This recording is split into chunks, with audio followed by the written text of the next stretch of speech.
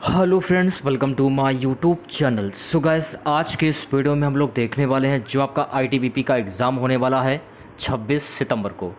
तो इस वाले वीडियो में हम लोग आईटीबीपी परीक्षा के लिए हिंदी के टॉप 75 क्वेश्चंस इस वीडियो में डिस्कस करेंगे। तो इस वीडियो को पूरा ज़रूर देखिए। वीडियो अच्छा लगे तो प्लीज़ वीडियो को लाइक और शेयर जरूर करें। और जो भी हमारे नए बच्चे हैं, जिन बच्चों ने चैनल को सब्सक्राइब नहीं किया है, तो प्लीज़ चैनल को सब्सक्राइब करके नोटिफिकेशन बेल ऑन करना ना भूलें। चलिए वीडियो को स्टार्ट करते हैं। एक क्वेश्चंस के लिए आपको 2 से 3 सेकंड का समय दिया जाएगा। 2 से 3 सेकंड के बाद मैं आंसर क्लियर कर दूंगा। आज के सेशन में पहला क्वेश्चन, संरचना शब्द के लिए कौन सा पर्यायवाची शब्द अनुचित है? ऑप्शन है आपके रचना विन्यास, बी है विरचित, सी है उद्भावना, डी है संघटना। जो भी अभ्यर्थी सी ऑप्शंस बता रहे हैं वो सभी लोग बिल्कुल सही हो जाएंगे, उद्भावना। अगला क्वेश्चन देखेगा, छात्र का उचित विच्छेद निम्न में से कौन सा है? तो छात्र का उचित संधि विच्छेद हो जाएगा शतधन शास्त्र। अगर आप एग्जाम में ये पूछा जाए कि शास्त्र में प्रयुक्त संधि कौन सी होगी, तो यहां पर हो जाएगी व्यंजन संधि। यह भी आपको ध्यान में रखना है। अगला क्वेश्चन की है कि कौटिल्य का विलोम शब्द क्या होता है? आर्जस्व। कौटिल्य का विलोम शब्द होता है आर्जस्व। सी ऑप्शन सही हो जाएगा। अगला क्वेश्चन, अब पढ़कर क्या होगा इस वाक्य में कौन सी क्रिया है? संयुक्त क्रिया, पूर्वकालिक क्रिया, द्विकर्मक क्रिया, प्राणार्थक क्रिया। अब पढ़कर क्या होगा इस वाक्य में कौन सी क्रिया है? इस वाक्य में हो जाएगी पूर्वकालिक क्रिया। ऑप्शन नंबर वी करेक्ट हो जाएगा। अगला क्वेश्चन, किस वर्ण का उच्चारण स्थान कंठ तालु है? देखिए गाइस, ए जो है ना, ए जब आप ए बोलते हैं ना, तो कंठ से ये जो वर्ण है निकल रहा है, ए कंठ से, तो ए जो है आपका सही आंसर हो जाएगा। नेक्स्ट क्वेश्चन, शुद्ध वाक्य का चयन कीजिए। 4 ऑप्शन आपके सामने हैं, आंसर आपको कमेंट बॉक्स में बताना है। बताइए क्या आंसर होगा। यहां पर देखिए वी ऑप्शन जो दिख रहा है आप लोगों को, बिल्कुल सही हो जाएगा। अनेक निपराध दंड के भागी हुए। नेक्स्ट क्वेश्चन, जुगुस्सा किस रस का स्थायी भाव है? भयानक, भीतत्स, रौद्र, अद्भुत। जुगुस्सा किस रस का स्थायी भाव है? देखिए जुगुस्सा जो है ना, ये भीपत रस का स्थायी भाव हो जाएगा। अगला क्वेश्चन, निष्धन कलंक का संधि विच्छेद शब्द कौन सा होगा? निष्कलंक इसमें यह दिया जा रहा है, निष्धन कलंक का संधि विच्छेद शब्द कौन सा है? निष्कलंक। सी ऑप्शन सही हो जाएगा। अगर पूछा जाए कि निष्कलंक में प्रयुक्त संधि कौन सी होगी, तो इसमें हो जाएगी विसर्ग संधि। अगला क्वेश्चन देखेगा, सूरदास किस रस के कवि हैं? देखिए आपके सिलेबस में क्या है क्या नहीं, आपको हर क्वेश्चन हिंदी के अच्छे से आना चाहिए। मैं फिर से क्लियर कर रहा हूं, जो क्वेश्चंस मैं आपको दे रहा हूं उन्हें करते चलिए। ये प्रैक्टिस सेट मैं आपको क्यों करा रहा हूं कि इसमें देखिए संधि विच्छेद भी हैं, विलोम शब्द भी हैं, पर्यायवाची शब्द भी हैं, काफ़ी कुछ आपको इसमें देखने को मिलेगा। इसमें कुछ क्वेश्चन आउट ऑफ सिलेबस के भी हैं, उनको भी देख लीजिए। मैं ये नहीं कह रहा हूं कि मत देखिए, उनको भी देख लीजिए। अगर आप किसी भी परीक्षा की तैयारी कर रहे हैं तो उसमें तो रस होंगे, तो प्रैक्टिस कर लीजिए। प्रैक्टिस करने में क्या जाता है। तो सूरदास किस रस के कवि हैं? तो देखिए सूरदास जो है ना, ये वात्सल रस के कवि हैं। दूसरी बात, सूरदास को अष्टछाप का जहाज भी कहा जाता है। तो अष्टछाप का जहाज किसे कहा जाता है? सूरदास जी को। यह भी फैक्ट आपको ध्यान रखना है। नेक्स्ट क्वेश्चन देखेगा, राष्ट्रगान के रचयिता कौन है? बंकिम चंद्र, रविन्द्रनाथ ठाकुर, शरत चंद्र, प्रदीप। तो देखिए राष्ट्रगान के रचयिता रविन्द्रनाथ ठाकुर, जो ऑप्शन नंबर वी सही हो जाएगा।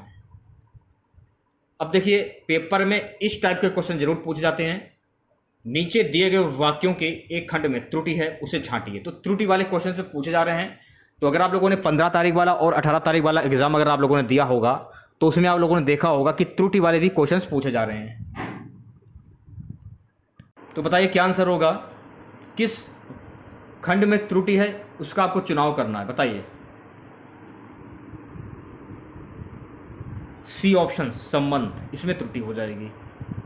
समय का सदुपयोग द्वारा मनुष्य देवता बन जाता है, किसमें त्रुटि है, बताइए।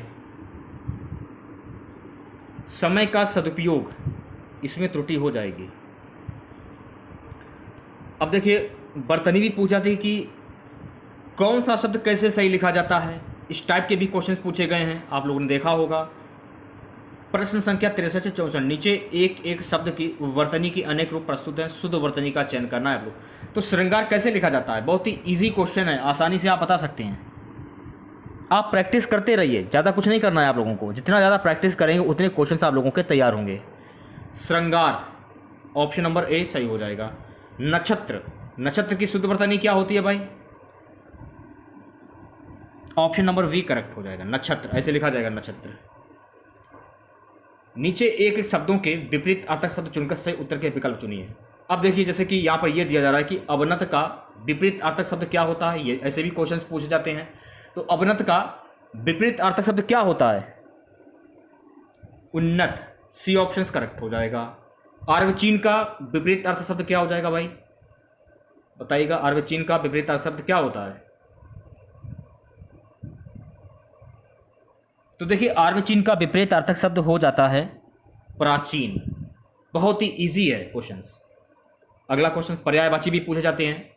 निम्नलिखित में से कौन गंगा का पर्यायवाची शब्द नहीं है, तो इसमें क्या पूछा जाए, गंगा का पर्यायवाची शब्द नहीं है, भागीरथी, त्रिवेणी, मंदाकिनी, सुरसरिता।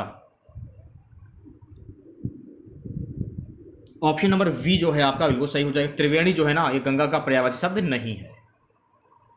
अगला क्वेश्चन देखिएगा गाइस, पीढ़ी दर पीढ़ी चला आने वाला, इसके लिए समुचित शब्द क्या होगा।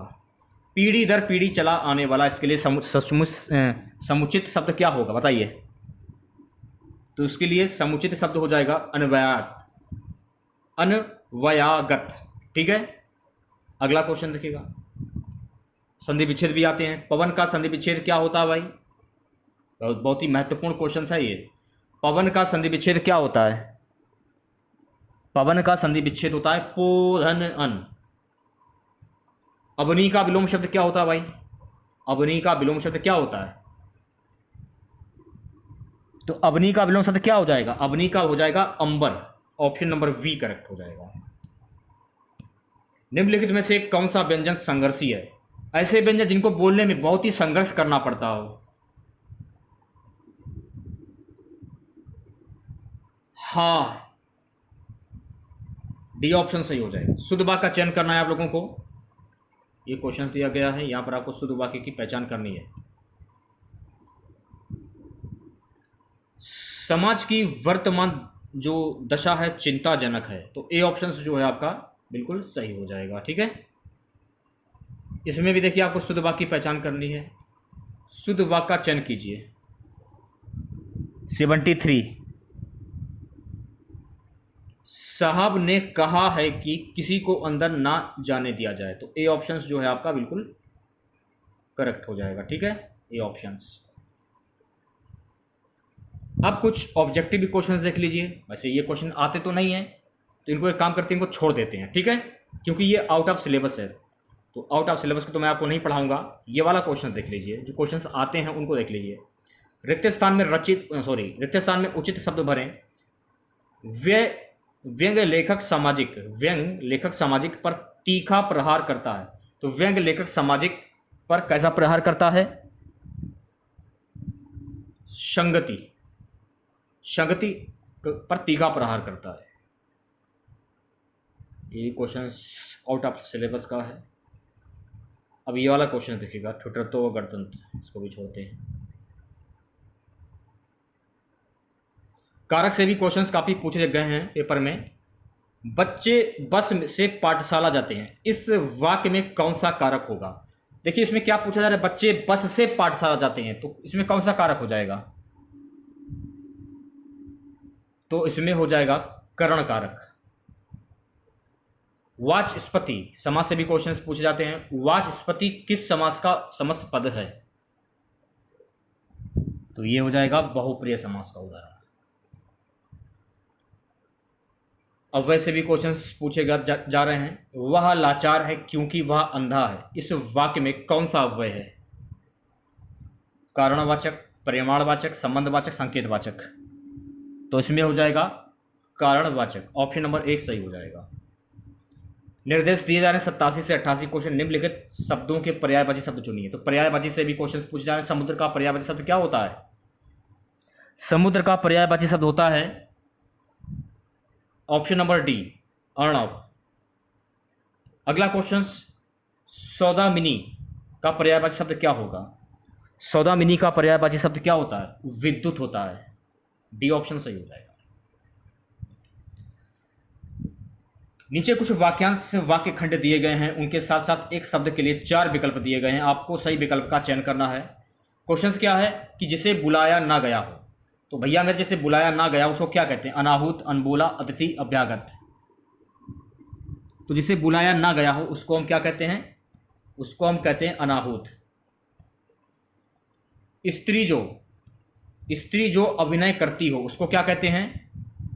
स्त्री जो अभिनय करती है उसको हम कहते हैं अभिनेत्री। और पुरुष जो अभिनय करता उसको क्या कहते हैं? अभिनेता।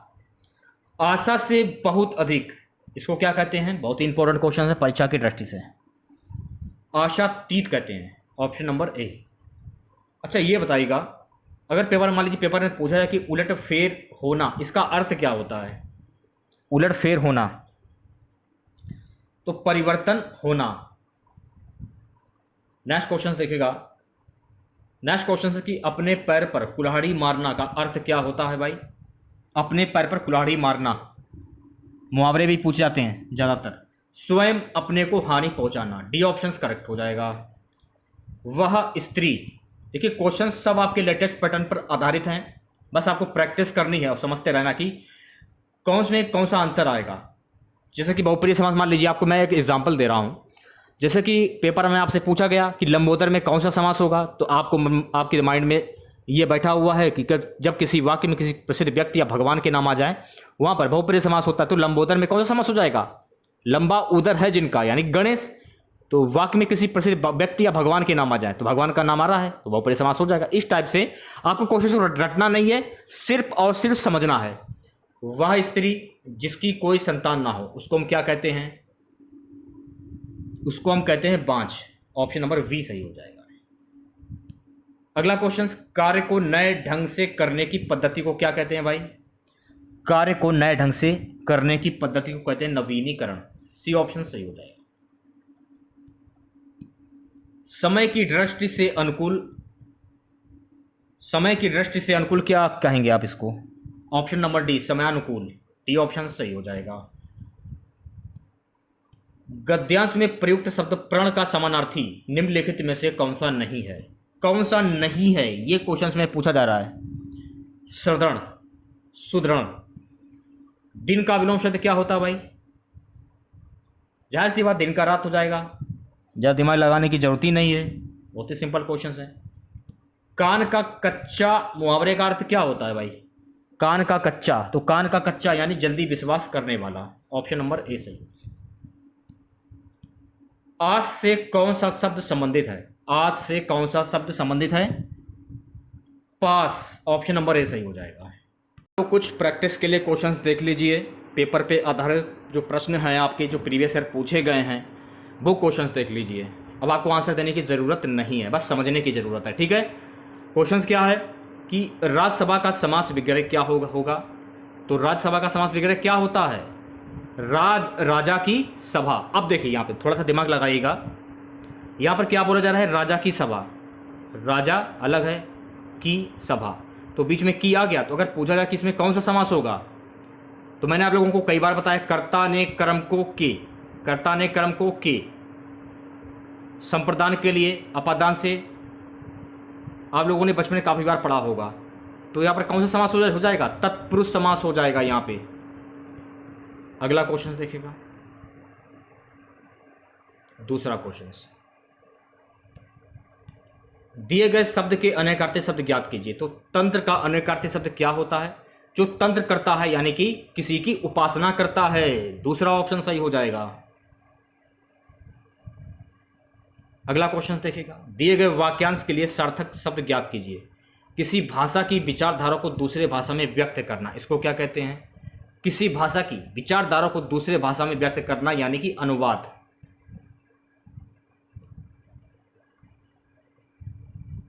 चौथा क्वेश्चन देखिएगा, दिए गए शब्द युग्म का अर्थ ज्ञात कीजिए। इत्र इतर, इत्र इतर यानी कि सुगंध और दूसरा। इत्र का अर्थ हो जाएगा इत्र का अर्थ हो जाएगा सुगंध और इतर का दूसरा। नेक्स्ट क्वेश्चन देखेगा, दिए गए शब्द का पर्यायवाची ज्ञात कीजिए। कुसुम का पर्यायवाची शब्द क्या होता है? तो आपको पता ही होना चाहिए, पुष्प होता है। बहुत ही सिंपल है।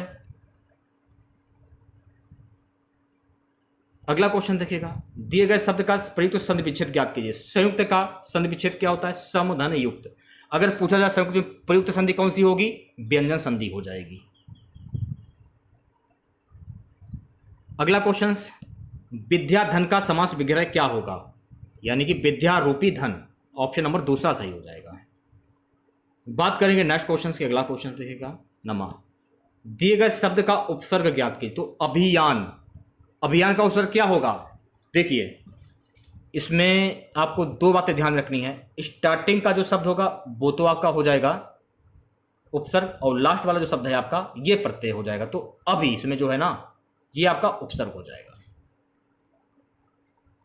अगला क्वेश्चन देखिएगा, दिए गए शब्द का विलोम शब्द ज्ञात कीजिए। तो उजाला का विलोम शब्द क्या होता है? अंधकार होता है। नेक्स्ट क्वेश्चन देखिएगा, दिए गए शब्द का प्रयुक्त संधि विच्छेद ज्ञात कीजिए। दिग्गज, दिग्गज का संधि विच्छेद क्या होता है? दिक् धन गज। बहुत ही सिंपल है।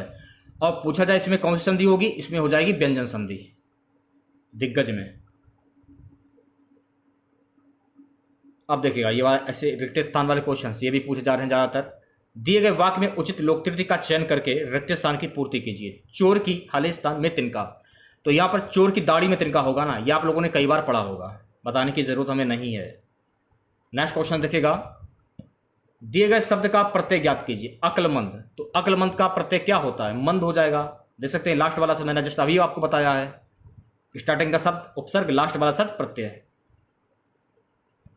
अगला क्वेश्चन, दिए गए शब्द युग्म का अर्थ ज्ञात कीजिए। पवन, पावन, तो देखिए पवन का अर्थ होता है हवा और पावन का अर्थ होता है पवित्र। अगला क्वेश्चन देखिएगा, दिए गए शब्द के अनेकार्थी शब्द ज्ञात कीजिए। कोटि का समानार्थी शब्द क्या होता है? श्रेणी होता है। अगला क्वेश्चन, दिए गए शब्द का पर्यायवाची ज्ञात कीजिए। सरोवर का पर्यायवाची शब्द क्या होता है? तालाब होता है। नेक्स्ट क्वेश्चन देखेगा गाइस, नेक्स्ट क्वेश्चन क्या है कि निम्नलिखित प्रश्न में दिए गए 4 विकल्पों में से उस विकल्प का चयन कर जो दिए गए मुहावरे के अर्थ को सर्वश्रेष्ठ रूप से व्यक्त करता है। फटे हाल होना, तो फटे हाल होना यानी कि गरीब होना। बात करेंगे अगले क्वेश्चन की। नेक्स्ट क्वेश्चन देखिएगा, दिए गए शब्द का प्रयुक्त संधि विच्छेद ज्ञात कीजिए। तिरस्कार का संधि विच्छेद क्या होता है? तिर धन कार। अगर पूछा जाए इसमें प्रयुक्त संधि कौन सी होगी तो इसमें हो जाएगी विसर्ग संधि। 19वां क्वेश्चन देखेगा, क्या पूछा जा रहा है? परशुराम का कोप का अर्थ खाली स्थान होता है, तो परशुराम का कोप का अर्थ अत्यधिक क्रोध होता है। अगला क्वेश्चन, दिए गए वाक्यांश के लिए सार्थक शब्द ज्ञात कीजिए। जो समतल ना हो उसको क्या कहते हैं? असम कहते हैं। अब देखिए यह गद्यांश दिया गया है, गद्यांश को ध्यानपूर्वक पढ़ना है, उसके बाद आपको आंसर बताने हैं, ठीक है। सबसे पहले गद्यांश पढ़ लीजिए। गद्यांश तो काफ़ी बड़ा ये है, पढ़ लेते हैं फिलहाल। भारत विभिन्न संस्कृतियों, नस्लों, भाषाओं और धर्मों का देश है। ये विविधता में एकता की भूमि है, जहाँ अलग अलग जीवन शैली और तरीकों के लोग एक साथ रहते हैं। इन भिन्नताओं के बावजूद भी वे सब भाईचारे और मानवता के संबंध के साथ रहते हैं। यही भारत की एक अलग विशेषता है जो इसे पूरे विश्व भर में प्रसिद्ध करती है। आमतौर पर अपनाने और उदार होने की महान प्राचीन भारतीय संस्कृति का अनुसरण भारत के लोग करते हैं, जो स्वभाव में उन्हें समाविष्टिक बनाती है। अपने रीति रिवाज और विश्वास का अनुसरण करने के द्वारा सभी धर्मों के लोग अपने तरीकों से पूजा पाठ करते हैं, जो बुनियादी एक रूपता के अस्तित्व को प्रदर्शित करता है। एकता का भाव विभिन्न असमानताओं की सोच से परे लोगों के बीच भाईचारे और समरसता की भावना को बढ़ावा देता है। भारत अपनी समृद्ध सांस्कृतिक विरासत के लिए प्रसिद्ध है, जो कि विभिन्न धर्मों के लोगों के कारण है। अपने हित और विश्वास के आधार पर विभिन्न जीवन शैलियों को अलग अलग संस्कृति के लोग बढ़ावा देते हैं। फिर ये विभिन्न पेशेवर क्षेत्रों में जैसे संगीत, कला, नाटक, नृत्य, शास्त्रीय, फोक आदि, नाट्यशाला, मूर्तिकला आदि वृद्धि को बढ़ावा देते हैं। लोगों की आध्यात्मिक परंपरा उन्हें एक दूसरे के लिए अधिक धर्मनिष्ठ बनाती है। सभी भारतीय धार्मिक लेख लोगों की आध्यात्मिक समझ का महान साधन है। इतना ही नहीं, यहाँ अलग अलग धर्मों और क्षेत्रों के लोगों द्वारा अलग अलग बोलियाँ और भाषाएं बोली जाती हैं, जैसे उड़िया, पंजाबी, मराठी, गुजराती, बांग्ला, उर्दू, कन्नड़, मलयालम आदि। लेकिन फिर भी भारत की राजभाषा हिंदी है। लेकिन हालांकि भारत के केवल उत्तरी क्षेत्रों के लोगों को ही मातृभाषा हिंदी है, लेकिन इतनी विविधता होने के बाद भी भारत के लोग हिंदी को स्वेच्छा से गर्व के साथ राजभाषा के रूप में स्वीकारते हैं। एक भारतीय होने के नाते हम सभी को अपनी जिम्मेदारी समझनी चाहिए और किसी भी कीमत पर इसकी अनोखी विशेषता को कायम रखना चाहिए। तो क्वेश्चंस क्या है गद्यांश का? क्वेश्चंस ये है कि भारत की एक महान विशेषता क्या है? भाईचारे और मानवता के संबंध में साथ रहना। अगला क्वेश्चंस क्या है गद्यांश का?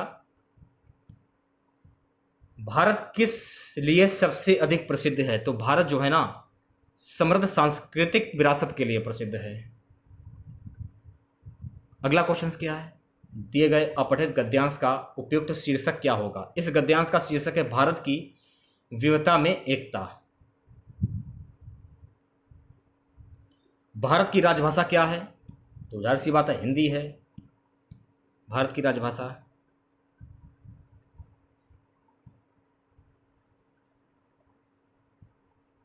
अगला क्वेश्चन, प्रसिद्धि शब्द का सही पर्यायवाची शब्द क्या होता है? इसका सही पर्यायवाची शब्द होता है अन्वेषणा।